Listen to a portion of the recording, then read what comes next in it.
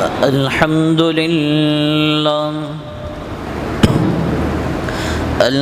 لله رب العالمين، والصلاة والسلام على سيد الأنبياء والمرسلين. أما بعد، فأعوذ بالله من الشيطان الرجيم.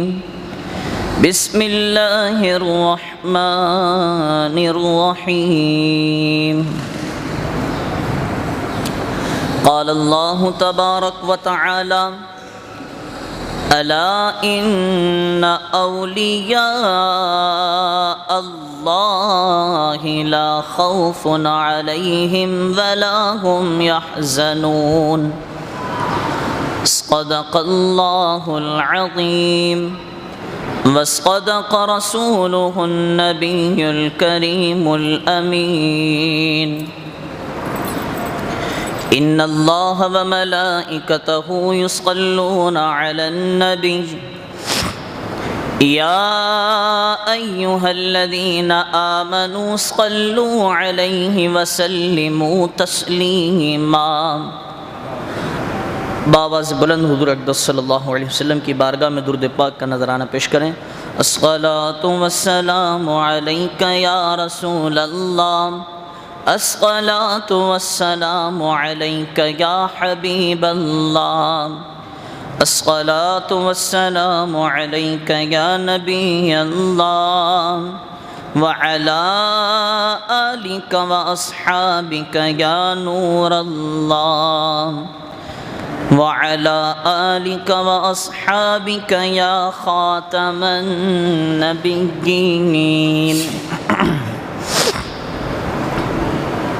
مولاي صل وسلم دائما أبدا على حبيبك خير الخلق كلهم. یا ربی بالمصطفى بلغ مقاصدنا واغفر لنا ما مضى یا واسع الکرم.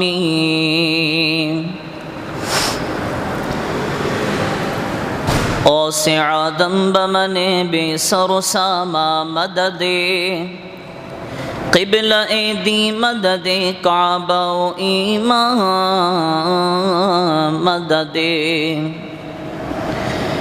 واہ کیا مرتبہ اے غوث ہے بالا تیرا، اونچے اونچوں کے سروں سے ہے قدم اعلیٰ تیرا. اور میرا خواجہ عطائے رسول ہے، وہ بہار چشت کا پھول ہے، وہ بہار گلشن فاطمہ، چمن علی کا نہال ہے. نہیں، سب سیاسی ہو سکتے ہیں اور جہاں چاہے جس جگہ چاہے سیاسی گفتگو کر سکتے ہیں. گلی کے کونے پہ کھڑے ہو کر، کسی چوک پر، چوراہے پر، ہر جگہ، مسجد میں بیٹھ کر بھی لوگ سیاسی گفتگو کر رہے ہوتے ہیں. لیکن اگر کسی کو سیاسی گفتگو کا حق حاصل نہیں ہے تو وہ مسجد کے امام. بات یہ ہے کہ امام صاحب آپ سخت جملے کہتے ہیں، لوگوں کو برا لگتا ہے. کیا کریں؟ آج کل کا ماحول یہ ہو چکا ہے. ویسے تو سچی بات اچھی لگنی چاہیے اور دل کو سکون ملنا چاہیے، لیکن آج کل کا ماحول یہ ہو چکا ہے کہ جناب سچی بات اتنی شدید دل میں نشتر کی طرح چبھتی ہے کہ پھر کہتے ہیں یار امام صاحب کا وقت قریب آ رہا لگ رہا ہے. بہرحال تو ہماری گفتگو حکمران اور رعایا. اگر حضور علیہ السلام سیاسی نہ ہوتے، آقا دو جہاں صلی اللہ تعالی علیہ وآلہ وبارک وسلم اگر سیاسی نہ ہوتے تو میں کچھ احادیث مبارکہ آپ حضرات کے سامنے پیش کروں گا. اگر سیاسی نہ ہوتے تو کبھی ایسی احادیث حکمرانی اور رعایا، حکمرانوں کی ذمہ داریاں، اگر دین اسلام ایک سیاست کے سنہرے اصول بیان نہیں کیے جاتے. تو دین اسلام ایک سیاسی مذہب اور یہ ممبر و محراب ایک سیاسی ممبر و محراب ہے الحمدللہ. اور اگر کسی کو کوئی اعتراض ہو تو الحمدللہ ہم قرآن اور حدیث سے ثابت کر سکتے ہیں کہ یہ ممبر و محراب سیاسی ممبر و محراب ہے. سیدنا فاروق اعظم رضی اللہ تعالیٰ عنہ جب رعایا میں کپڑا تقسیم فرمایا اور آپ آ کر ممبر پر بیٹھے اور جبہ آپ کا بڑا، سامنے رعایا موجود، ایک شخص کھڑا ہو گیا، بولا امیر المومنین ہمارے جو جبہ پورا نہیں سل سکا، مشہور بات ہے، آپ نے کیسے پورا جبہ سلوا لیا؟ سیدنا فاروق اعظم رضی اللہ تعالیٰ عنہ ممبر پر کھڑے ہوئے اور کھڑے ہونے کے بعد آپ نے فرمایا کہ آپ کا سوال درست ہے کہ میرا جبہ پورا کیسے؟ تو جناب پورا جبہ اس طرح کہ میرے بیٹے نے مجھے اپنا کپڑا دے دیا. اب یہ واقعہ سنانے کا مقصد یہ کہ رعایا نے سوال کس جگہ پر کیا اور وقت کے حکمران نے جواب کس جگہ کھڑے ہو کر دیا؟ مسجد کے ممبر پر. جنگوں کی تیاریاں ہو رہی ہیں جناب، کہاں ہو رہی ہیں؟ مسجد نبوی شریف میں. اعلانات ہو رہے ہیں کہ جلدی آئیے جلدی آئیے. حکمران بالا آقا دو جہاں امام الانبیاء تاجدار ختم نبوت صلی اللہ تعالی علیہ وسلم نے اعلان فرمایا ہے کہ اسلام کا جھنڈا لہرانے کے لیے صحابہ نکلنے والے ہیں، جلدی آئیے. تو یہ سب کہاں ہوتا تھا؟ مسجد نبوی میں. ہاں فی زمانہ 1973 میں جب علماء اسمبلیوں میں پہنچے، جب مفکرین اسمبلیوں میں پہنچے تو انہوں نے فتنہ قادیانیت میں ایک ایسی کیل ٹھوکی کہ جناب 1973 کے بعد قادیانیوں نے ہمیں اور آپ کو یہ سکھانا شروع کیا. قادیانیوں نے ہمیں اور آپ کو یہ سکھانا شروع کر دیا کہ دیکھو مولویوں کا سیاست سے کیا تعلق، مولویوں کا سیاست سے کیا تعلق. 1973 تک جب علماء اسمبلیوں میں موجود تھے تو علماء نے وہ کارنامہ کر کے دکھایا کہ فتنہ قادیانیت کو 1973 سے پہلے مسلمان لکھا پڑھا جاتا تھا. فتنہ قادیانیت کو 1973 سے پہلے مساجد بنانے کی اجازت دی گئی تھی. 1973 سے پہلے وہ اذانوں کی بھی انہیں اجازت دی گئی تھی. 1973 سے پہلے اعلانیہ تبلیغ کرنے کی اجازت دی گئی تھی. لیکن یہ علماء، یہ مولوی جب سیاست کے ذریعے اسمبلیوں میں پہنچے تو انہوں نے فتنہ قادیانیت کو ایک ایسا تابوت دے دیا، ایسی کیل ٹھوک دی کہ جناب یہی علماء تھے جنہوں نے قادیانیوں کے لیے قانون پاس کرایا کہ قادیانی مرتد ہیں، کافر ہیں، اور قادیانی نہ مسجد بنا سکتے ہیں ملک پاکستان میں، قادیانی نہ عبادت کر سکتے ہیں اعلانیہ، قادیانی نہ تبلیغ کر سکتے ہیں، قادیانی نہ اذانیں دے سکتے ہیں. یہ علماء تھے جب اسمبلیوں میں پہنچے. پھر اس کے بعد کیا ہوا؟ اس کے بعد ہماری عوام کو قادیانیوں نے سکھایا، قادیانوں نے یہ تربیت کی ہماری کہ جناب کچھ بھی ہو جائے علماء کے پیچھے پڑ جانا. کہ مولویوں کا سیاست سے کیا تعلق ہے؟ اصل تعلق اگر کسی کا سیاست سے تو وہ علماء ہے. جی یہ بات قرآن اور حدیث میں موجود ہے. اصل تعلق اگر کسی کا سیاست سے ہے تو وہ علماء ہے. بہرحال یہ تو میرے ضمن میں نے عرض کر دیا. اصل بات یہ کہ آج وہ ایک ویڈیو سوشل میڈیا پر بہت زیادہ وائرل ہو رہی ہے. وہ ایک نیوز رپورٹر ایک بچی سے پوچھتا ہے بیٹا آپ کا نام کیا ہے؟ بیٹی کہتی ہے حیا. آپ رو کیوں رہی ہیں؟ بچی اور زیادہ رونے لگی. بیٹا رو کیوں رہی ہیں، بتائیں کس چیز کے پیچھے رو رہی ہیں؟ بچی اور رونے لگی. نیوز رپورٹر نے کہا بیٹا بتاؤ حیا، بتاؤ کیوں رو رہی ہو، میں تمہیں لا کر دوں گا. چھوٹی بچی تھی. جب میں یہ ویڈیو دیکھ رہا ہوں آنکھوں سے آنسو نہیں رک رہے جناب. وہ چھوٹی سی بچی سے جب اس نے پوچھا کس چیز کے لیے رو رہی ہو، تمہیں چاہیے کیا، وہ چھوٹی سی بچی آنسو بہاتے ہوئے کہتی ہے روٹی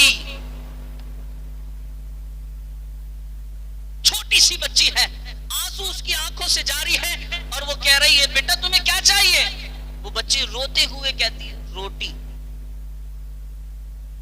پھر ایسے حکمرانوں کا تذکرہ اس ممبر سے نہ ہو تو کہاں سے ہو؟ ان حکمرانوں کی ذمہ داری کیا بنتی ہے؟ آئیے جناب، آج نبی اکرم صلی اللہ علیہ وآلہ وبارک وسلم کے فرمان، آپ کے فرمودات میں سیاست سماعت کیجئے گا کہ آپ فرماتے ہیں کہ حکمرانوں کی ذمہ داری. سیدنا معقل بن یسار رضی اللہ تعالیٰ عنہ روایت کرتے ہیں کہ رسول اللہ صلی اللہ علیہ وآلہ وبارک وسلم نے حکمرانوں کو ڈانٹنے کے طور پر فرمایا، حکمرانوں کو ڈانٹنے کے طور پر فرمایا، ما من عبد استرعاہ اللہ رعیتا فلم یحدقها بنصیحت الا لم یجد رائحۃ الجنہ. وفی روایت ما من عبد یسترعیہ اللہ رعیتا یموت یوم یموت وہو غاش لرعیتہ الا حرم اللہ علیہ الجنہ. اب سنیے میرے کریم آقا علیہ الصلوۃ والسلام، اس کا ترجمہ سماعت کیجئے گا. آپ فرماتے ہیں اللہ تبارک و تعالی جس شخص کو ذمہ داری عطا کرے، جس انسان کو ذمہ داری عطا کرے، پھر وہ خیر خواہی کے ساتھ اپنی رعایا کی حفاظت و نگرانی نہ کرے. امام صاحب سیاسی بات ہو رہی ہے، جناب امام صاحب سیاسی بات نہیں کر رہے، اللہ کے رسول صلی اللہ علیہ وسلم نے سیاسی حدیث بیان فرمائی ہے. اللہ کے رسول فرماتے ہیں کہ جس شخص کو ذمہ داری ملے اور وہ اپنے رعایا کی خیر خواہی نہ کرے، حفاظت و نگرانی نہ کرے، ان کے ساتھ بددیانتی کرے، ان کے حقوق پورے نہ کرے، تو وہ جنت میں نہیں جائے گا، بلکہ جنت میں جانا تو دور کی بات، اللہ کے رسول فرماتے ہیں کہ وہ جنت کی خوشبو تک نہیں پہنچ سکتا.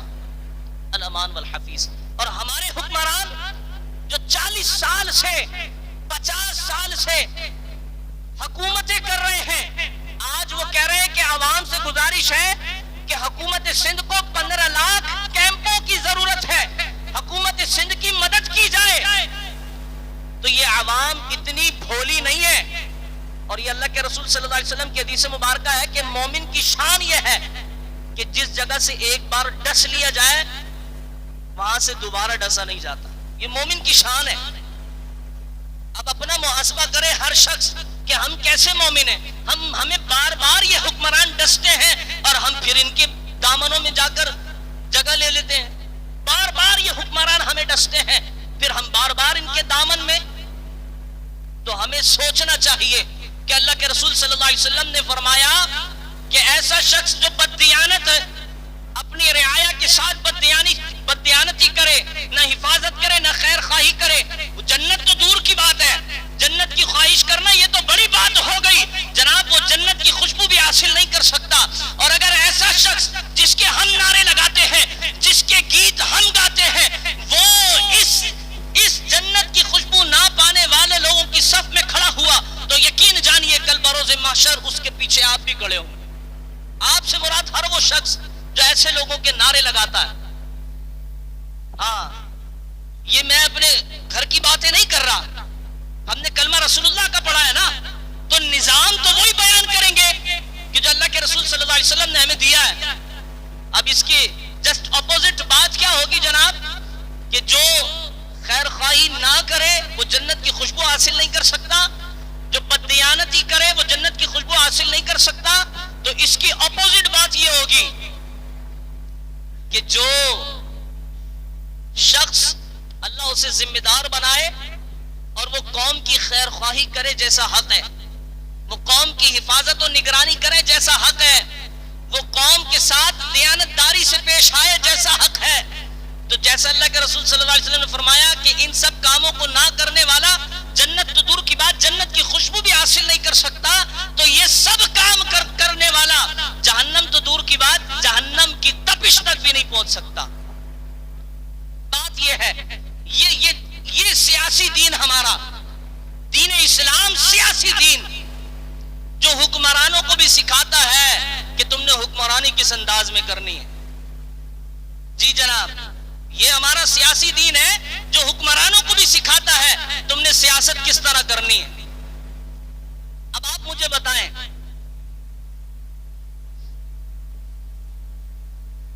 آج کل فی زمانہ اس دور میں جس سیاست کا دور دورہ ہے، جس سیاست کے گیت لوگ گاتے ہیں، اس میں یہ حقیقت ہے کہ آج کل بے تحاشا جھوٹ شامل کر دیا گیا، بے تحاشا دھوکے۔ عوام العوام کالانعام، عوام پھر انہی لوگوں کے ساتھ ساتھ، عوام پھر انہی لوگوں کے ساتھ ساتھ۔ اب پوچھا جائے آپ مسلمان ہیں؟ ہاں مسلمان۔ آپ کو پتہ ہے سیاست کیا چیز ہے؟ ابھی اس کے ذہن میں سیاست کا نقشہ کیا ہے؟ سیاست کا دوسرا نام جھوٹ ہے، سیاست کا دوسرا نام دھوکہ ہے۔ آج کل ہمارے بچوں کے ذہن میں بھی یہی نقشہ ہے، سیاست کا دوسرا نام جھوٹ ہے۔ اچھا جناب، جس چیز کا نام جھوٹ ہے، جس چیز کا نام دھوکہ ہے، اور ہم ادھر کہہ رہے ہیں کہ اللہ کے رسول صلی اللہ علیہ وسلم نے حکمرانی فرمائی ہے، صحابہ کرام علیہم رضوان نے حکمرانی فرمائی ہے، مختلف شہروں کے گورنر بنائے ہیں، تو ایک سوال آپ کے ذہن میں پیدا نہیں ہوتا؟ آپ نے یہ ساری چیزیں سن رکھی ہیں نا کہ حکمران جو صحابہ کرام تھے انہوں نے حکمرانی کی ہے، 22 لاکھ مربع میل پہ حکمرانی کی ہے، مختلف شہروں کے گورنر بھی بنائے تھے۔ آپ کے ذہن میں یہ سوال پیدا نہیں ہوتا کہ یار ہم تو بچپن سے سن رہے ہیں سیاست کا دوسرا نام جھوٹ ہے، تو پھر وہ سیاست جو خلفائے راشدین نے فرمائی، وہ سیاست جو آقا دو جہاں صلی اللہ علیہ وآلہ وبارک وسلم فرما رہے ہیں، فرما کے گئے، اور جو آپ کے ارشادات میں موجود ہے، وہ کون سی سیاست ہے؟ کیا آپ کے ذہن میں یہ سوال پیدا نہیں ہوتا کہ ہمیں اس سیاست کی طرف قدم بڑھانا چاہیے یا نہیں بڑھانا چاہیے؟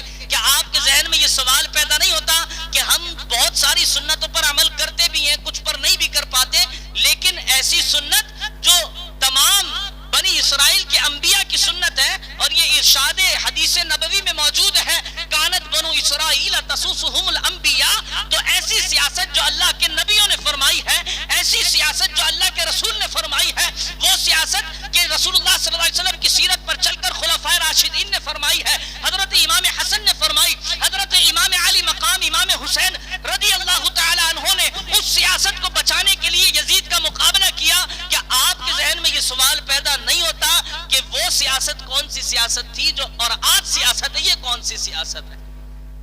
عوام سے جھوٹے وعدے، 50 سال حکمرانی کرنے۔ مجھے تو حیرت اور افسوس ہوا اس بات پر کہ جناب 15 لاکھ کیمپوں کی ضرورت ہے کسے؟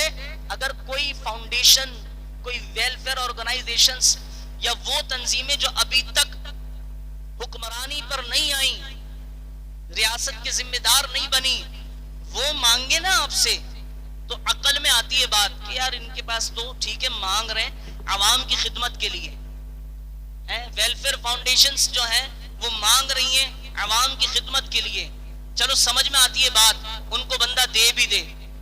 آپ نے 50 سال حکمرانی کی صوبہ سندھ پر، اور 50 سال حکمرانی کرنے کے بعد اب آپ اعلان کر رہے ہیں کہ ہمیں 15 لاکھ کیمپوں کی ضرورت ہے۔ اب 8,000 روپے کا ایک کیمپ ہے، اس پر بھی چلیں تھوڑی سی گفتگو۔ یہ سیلاب آنے سے پہلے 4,000 روپے کا تھا۔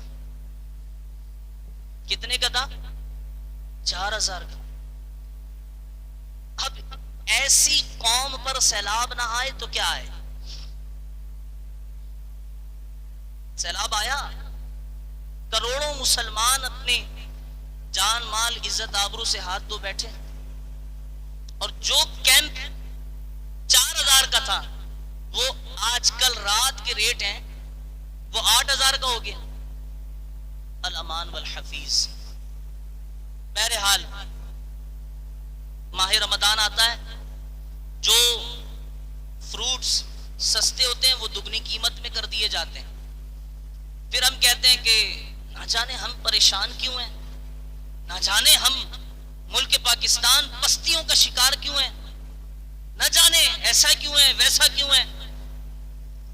میں ہوا میں باتیں تو نہیں کر رہا نا جناب، سب آپ کے سامنے۔ ساری باتیں آپ کے سامنے. جب یہ ساری حرکتیں ہماری ہوں گی تو پھر سیلاب نہیں آئے گا تو کیا ہے؟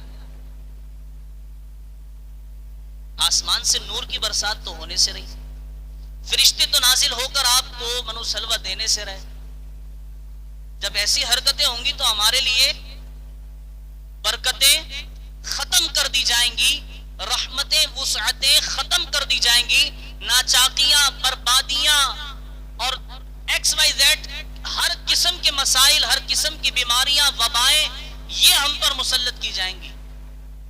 جب ہمارے کرتوت ایسے ہیں,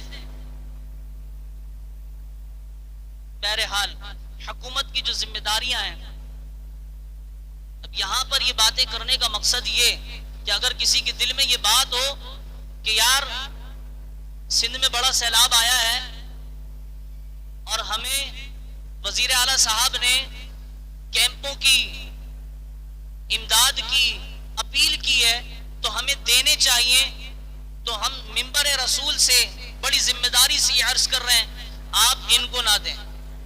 بالکل, یہ آپ کو پتا ہے کہ کورونا وائرس جب آیا باہر ملکوں سے امدادیں بھی آئیں, سب جانتے ہیں آپ 50 سال سے روٹی کھاتے ہیں نا, عقل و شعور سب کے پاس ہے. ان کو پیسے دینے کا مطلب کیا ہے؟ مطلب یہ ہے کہ کیمپوں کے پیسے پیٹ میں, اور وہ لوگ جو بے گھر ہو گئے ان کو لا لا کر شہروں میں اور مزید بے گھر کر کے گورنمنٹ اسکولز میں, کمیونٹی سینٹرز میں اور دیگر پرائیویٹ ایسی بلڈنگز بھی ہیں جن میں ان لوگوں کو لا کے رکھا جا رہا. اب وہ لوگ یہاں پہ آ گئے زمینوں سے بے گھر, ان کے یہاں لانے کی وجہ سے تعلیم برباد, 15 دن کی چھٹیوں کا اعلان کہ بچے اسکول نہیں جائیں گے. اچھا جناب, یہ تم شہروں میں لا رہے ہو, کیمپ کس کے لیے مانگ رہے ہو؟ اگر یہ حکمران چاہیں, ان کی جیبوں میں اتنا پیسہ ہے کہ یہ پکے گھر بنا کے دے سکتے ہیں, اور کیمپ مانگ رہے عوام سے, آپ سے, مجھ سے, آپ نے نہیں دینا. بالکل, آپ کسی سادہ سی ویلفیئر آرگنائزیشن کو دے دیں, کسی ایسی تنظیم کو, دعوت اسلامی کو دے دیں, یہ سب سے اچھا مصرف ہے. FGRF آپ سے امداد لے کر جن کا حق ہے ان تک پہنچاتی ہے, آپ دعوت اسلامی کو دیں, یا ایسے کسی بندے کو دیں جو اب تک حکمرانی پر نہ آیا ہو. وہ تنظیمیں کہ جو حکومتوں میں ہر سال اپنی جگہ تبدیل کر کر کے آتی رہتے ہیں, ان کو بالکل آپ نے کوئی امداد نہیں دینی.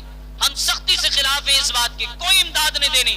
کیوں؟ انہوں نے کرپشن کر کر کے ملک کا جو بیڑا غرق کیا ہے, آج سب کے سامنے ہمارے دل روتے ہیں. کیوں جناب؟ ہمارے علماء نے قربانیاں دی ہیں اس ملک کے لیے. احمد اللہ شاہ مدراسی کا نام آپ نے سنا تک نہیں, کتابوں میں نام شامل نہیں کیا جاتا. جناب احمد اللہ شاہ مدراسی کو دلی کے چاندنی چوک پر لٹکا کر گلا کاٹ دیا گیا.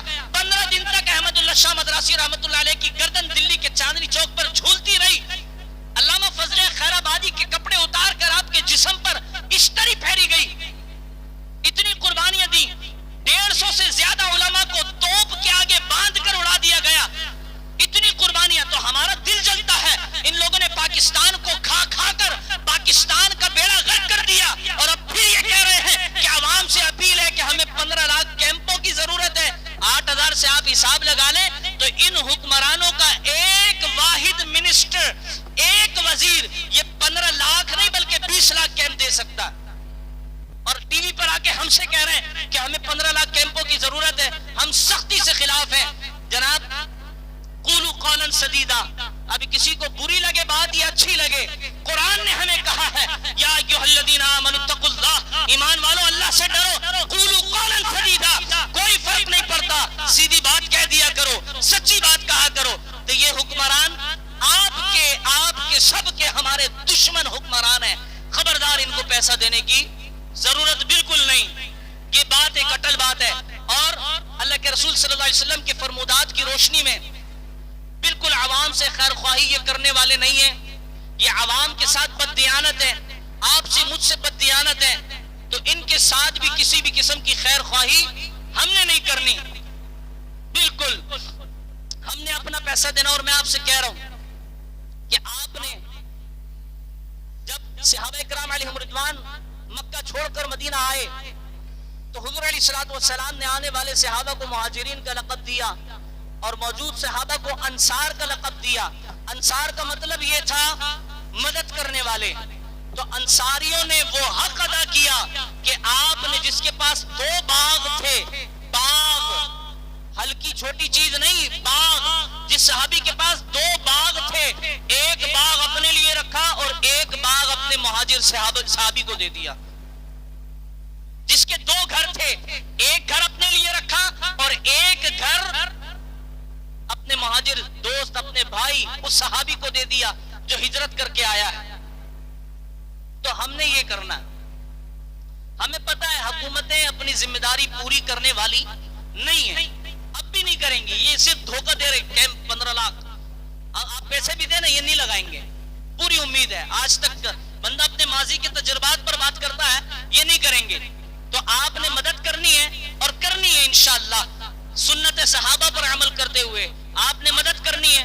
آپ ایک روٹی کھا رہے ہیں نا, تو سنت صحابہ وہ جذبہ اللہ ہمارے دلوں میں پیدا فرما دے. آپ آدھی روٹی اپنے اس بھائی کو دے دیں جس کا گھر بار سب اجڑ گیا.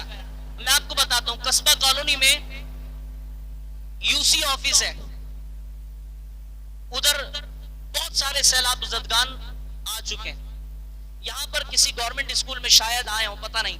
قصبہ کالونی میں گورنمنٹ اسکول میں اور UC آفس جو کمیونٹی سینٹر ہے, وہاں پر بہت سارے سیلاب زدگان رات کو آ چکے ہیں. آپ نے مدد کرنی ہے اپنے ہاتھ سے جا کر خاموشی سے. آپ ایک دیگ بنوا لیں سادے چاول کی, تھوڑی سی مرچ مسالہ ڈال کر آپ وہ دیگ پہنچا دیں, تھیلیاں باندھ کر پہنچا دیں. وہ کھانا کھا لیں گے, آپ کو دعا دیں گے.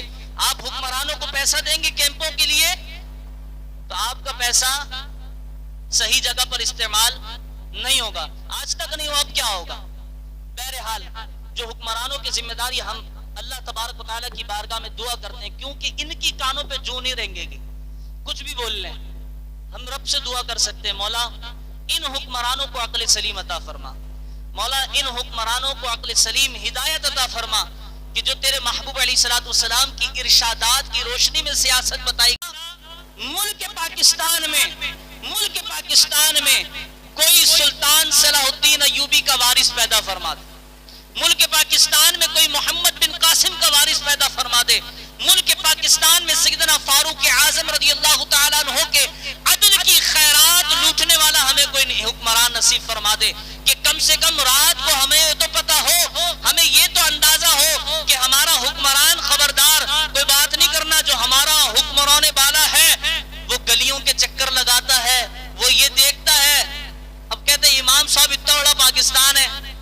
سیدنا فاروق اعظم رضی اللہ تعالیٰ عنہ کی حکومت ایسے 10 پاکستان آ جائیں گے, 22 لاکھ مربع میل, اور آپ گلی گلی گھوما کرتے تھے رات بھر, اپنا بھیس بدل کر, چہرہ چھپا کر گلی گلی گھوما کرتے تھے.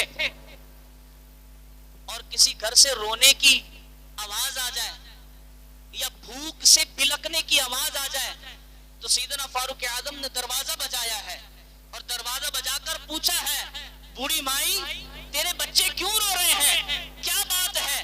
جب اس بوڑھی ماں نے یہ کہا نا کہ ہم پر پتہ نہیں کیسا حکمران آ گیا, کیسا امیر المومنین آ گیا, ہم بھوکے ہیں اور اسے کوئی فکر ہی نہیں ہے, تو سیدنا فاروق اعظم رضی اللہ تعالی عنہ نے اپنے کندھے پر بوری راشن کی رکھ کر, آپ وقت کے خلیفہ ہیں یعنی وزیر اعظم ہیں, اپنے کندھے پر بیت المال سے راشن کی بوری رکھ کر اس عورت کے گھر پر جاتے ہیں اور خود کھانا پکاتے ہیں, روٹی پکاتے ہیں, اور روٹی پکانے کے بعد اس بوڑھی عورت کے بچوں کو کھلاتے ہیں. جو راشن بچ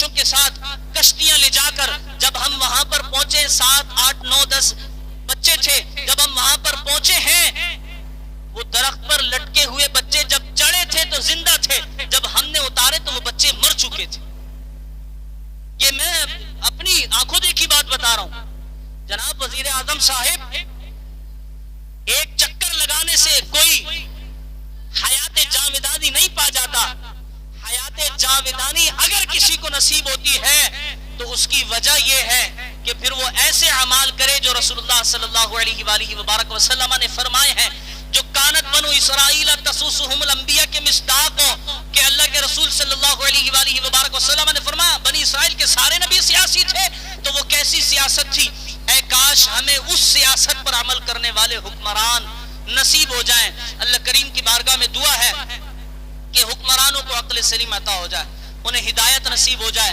اور ہمارے حکمران بالا عوام کی حقیقی خدمت کرنے والے بن جائیں اللہ کریم ہم سب کو عمل کی توفیق نصیب فرمائے زیادہ سے زیادہ غریبوں کی مدد کریں صحابہ جو انصار کے تھے ان کی سنت پر عمل کرنے کی نیت سے آپ بھرپور مدد کریں قصبہ کالونی میں جو کمیونٹی سینٹر ہے وہاں بہت زیادہ تعداد میں سیلاب زدگان موجود ہیں آپ گھر سے کھانا پکائیں 2-4 کلو چاول بھی پکا کر لے جائیں آپ ان کو کھلائیں اللہ تبارک و تعالیٰ کے نزدیک آپ کا مال یا آپ کے چاول نہیں بلکہ یہ جو دل ہے نا دل اس دل میں جتنا اخلاص ہوتا ہے وہ پہنچتا ہے اللہ کریم ہم سب کو عمل کی توفیق نصیب فرمائے وآخر دعوانا الحمدللہ رب العالمین